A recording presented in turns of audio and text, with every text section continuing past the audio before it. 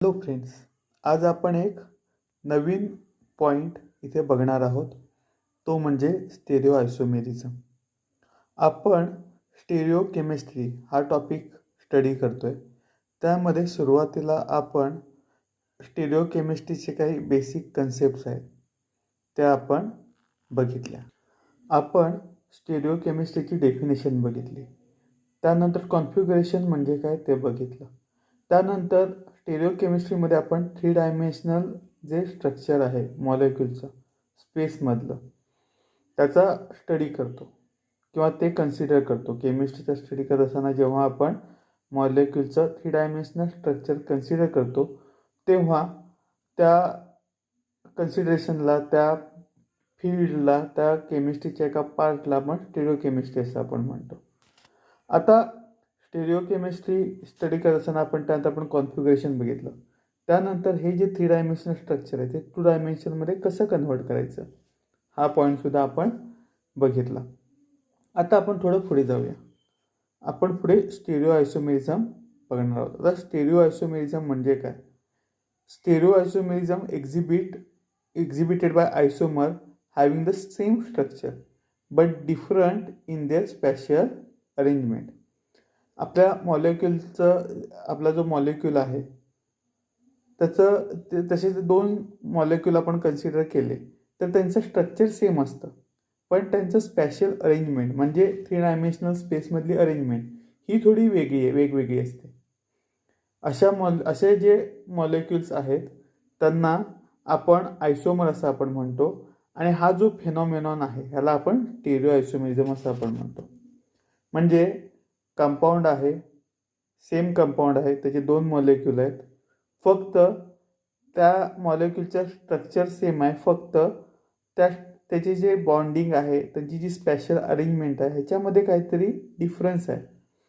असे जे मॉलिक्यूल आहेत त्यांना आयसोमर्स असं आपण म्हणतो. आणि हा जो फेनॉमेनॉन आहे ह्याला आपण स्टेरिओ आयसोमेरिझम असं आपण म्हणतो. पुढे आपण हे डिटेलमध्ये बघणार आहोत. त्यामुळे मला काय म्हणायचं आहे, स्टेरिओ आयसोमेरिझमची काय डेफिनेशन सांगायची ही तुम्हाला लक्षात येईल. आता हे स्टेरिओ आयसोमेरिझम का बघायला मिळतं? कारण कार्बन जेव्हा मॉलिक्यूल तयार करतो, आता आपण ऑर्गॅनिक केमिस्ट्री शिकतो त्यामुळे कार्बन, हायड्रोजन आणि ऑक्सिजन ह्यापासून तयार झालेल्या मॉलिक्यूलचा आपण स्टडी करणार आहोत. इथे कार्बन जेव्हा मॉलिक्यूल तयार करतो तेव्हा तो कोव्हॅलंट बॉन्ड तयार करतो आणि हा जो कोव्हॅलंट बॉन्ड आहे त्याला स्पेसमध्ये काही ना काहीतरी डायरेक्शन असते. त्याला एक डायरेक्शन असते आणि त्या डायरेक्शनमुळे आपल्याला हे स्टेरिओ आयसोमेरिझम बघायला मिळतं. आता 2 टाईपचे स्टेरिओ आयसोमर आपल्याला बघायला मिळतात किंवा 2 टाईप्स आहेत स्टेरिओ आयसोमेरिझमचे. एक जॉमेट्रिकल स्टेरिओ आयसोमेरिझम जे आता आपण बघणार आहोत आणि सेकंड वन आहे ऑप्टिकल स्टेरिओ आयसोमेरिझम. ते आपण नेक्स्ट व्हिडिओमध्ये बघू. आता हे जॉमेट्रिकल स्टेरिओ आयसोमेरिझम काय आहे हे आधी आपण बघूया. आता जॉमेट्रिकल स्टेरिओ आयसोमेरिझम म्हणजे काय? The geometrical stereoisomerism is a characteristic by compound having same structure but different spatial arrangement of group around carbon-carbon double bond. And because of molecular symmetry, these compounds do not rotate the plane of polarized light. आता geometrical आयसोमर म्हणजे काय? तर compound आहे, त्यांचं same structure आहे, पण स्पॅशियल arrangement म्हणजे 3 dimensional arrangement स्पेसमधली ही वेगवेगळी असते. आता ही जी स्पॅशियल अरेंजमेंट आहे ही कार्बन डबल बॉन्डच्या अक्रॉसमधली आपण बघणार आहोत. And because of molecular symmetry, आता इथे मॉलिक्युलर सिमेट्रीमुळे हे जे मॉलिक्यूल आहेत हे plane of polarise light rotate करू शकत नाहीत. आता प्लेन पोलराइज लाईट काय ते आपण ऑप्टिकल आयसोमेरिझममध्ये बघणार आहोत. प्लेन पोलराइज लाईटचं रोटेशन आपण ऑप्टिकल आयसोमेरिझममध्ये स्टडी करतो.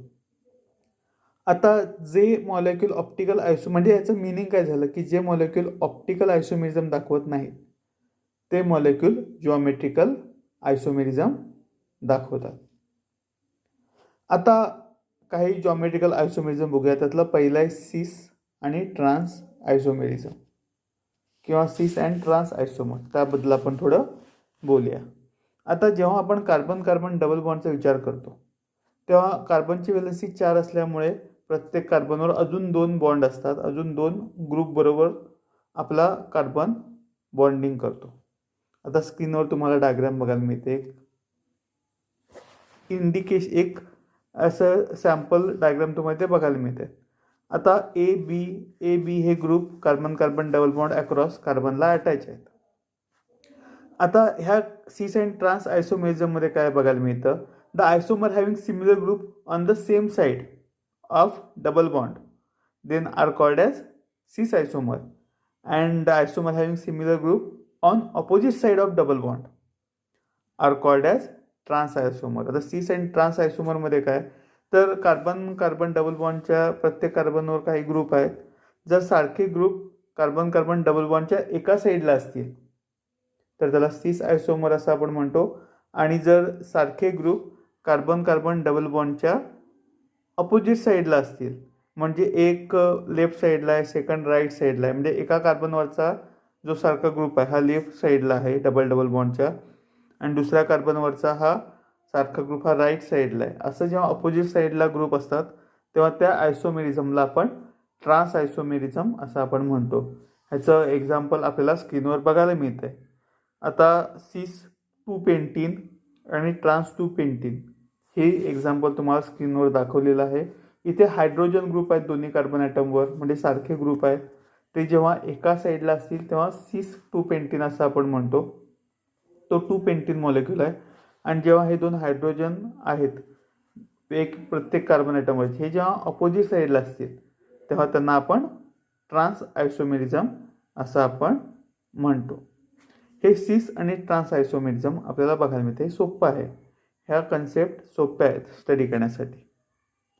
आता कार्बन कार्बन डबल बॉन्ड आपल्याला एकच 2 पेंटीनमध्ये बघायला मिळतोय, पण असे काही मॉलिक्यूल असतात त्याच्यामध्ये एकापेक्षा जास्त डबल बॉन्ड असतात. कार्बन कार्बन डबल बॉन्ड ते कॉन्ज्युगेशनमध्ये असतात, म्हणजे double bond single bond double bond single bond double bond single bond असे असतात.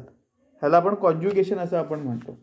अल्टरनेट पोझिशनला डबल बॉन्ड असतील तर त्याला आपण कॉन्ज्युगेशन असं आपण म्हणतो. ते कॉन्ज्युगेटेड फॉर्ममध्ये असतात. अशा केसमध्ये सिस आणि ट्रान्स आयसोमर कसे बघायचे, आधी किती सिस आणि ट्रान्स आयसोमर आहेत हे आपण कसं बघायचं, तर त्यासाठी फॉर्म्युला आहे, number of isomers is equal to 2⁻n. आता इथे n काय आहे तर number of double bond, 2⁻n. आता n म्हणजे नंबर ऑफ डबल बॉन्ड. जर एकच डबल बॉन्ड असेल तर 2⁻1 इज इक्वल टू 2 आपल्याला माहिती आहे.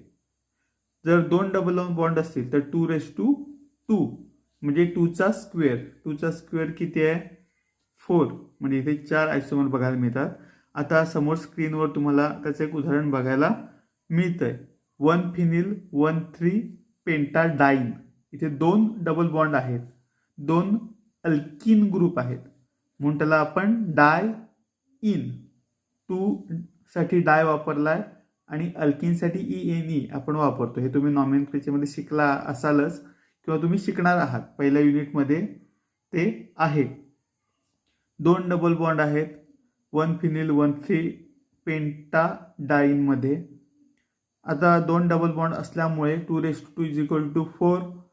इथे 4 आयसोमर बघायला मिळतात, सिस सिस सिस ट्रान्स ट्रान्स सिस आणि ट्रान्स ट्रान्स असे 4 आयसोमर बघायला मिळत आहेत. आता इथे पहिला डबल बॉन्ड आधी इथे कन्सिडर केलेला आहे.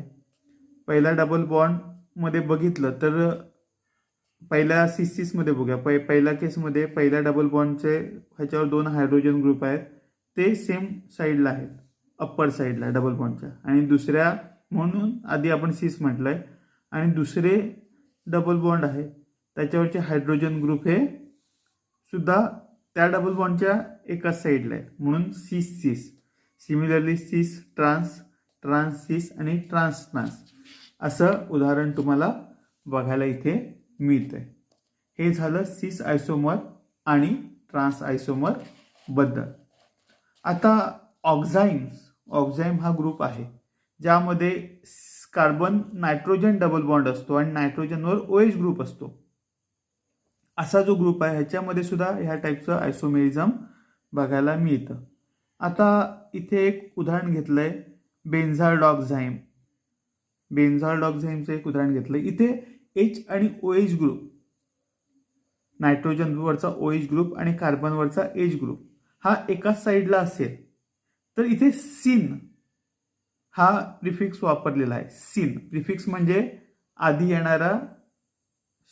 येणारा एक शब्द, त्याला प्रिफिक्स असं आपण म्हणतो. इथे सिन हा प्रिफिक्स वापरला आहे. एच आणि ओएच एकाच बाजूला असतील तर, आणि एच आणि ओएच हे ऑपोजिट साईडला असतील तर त्याला आपण अँटी हा प्रिफिक्स वापरतो. आता एक्झाम्पल तुम्हाला दिसतंय सिन बेन्झालडॉक्झाईम आणि अँटी बेन्झालडॉक्झाईम. आता किटोक्झाईममध्ये सुद्धा असं आपल्याला बघायला मिळतं. किटोक्झाईममध्ये आता इथे CH3 ग्रुप आहे, एचच्या जागी CH3 ग्रुप आहे. मिथिल फिनिल किटोक्झाईमचं एक उदाहरण तुम्हाला स्क्रीनवर दिसतंय. इथे CH3 ग्रुप आहे एचच्या जागी.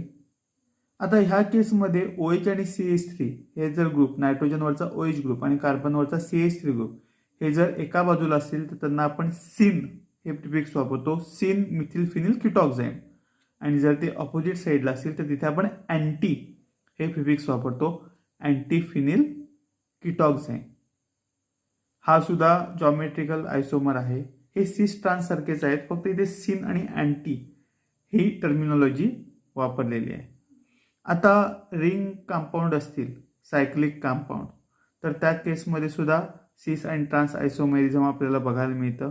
तुम्हाला स्क्रीनवर काही एक्झाम्पल दिसत आहेत. सिस 1,3 सायक्लोब्युटेन डायकार्बोक्झिलिक ॲसिड आणि ट्रान्स 1,3 सायक्लोब्युटेन डायकार्बोक्झिलिक ॲसिड.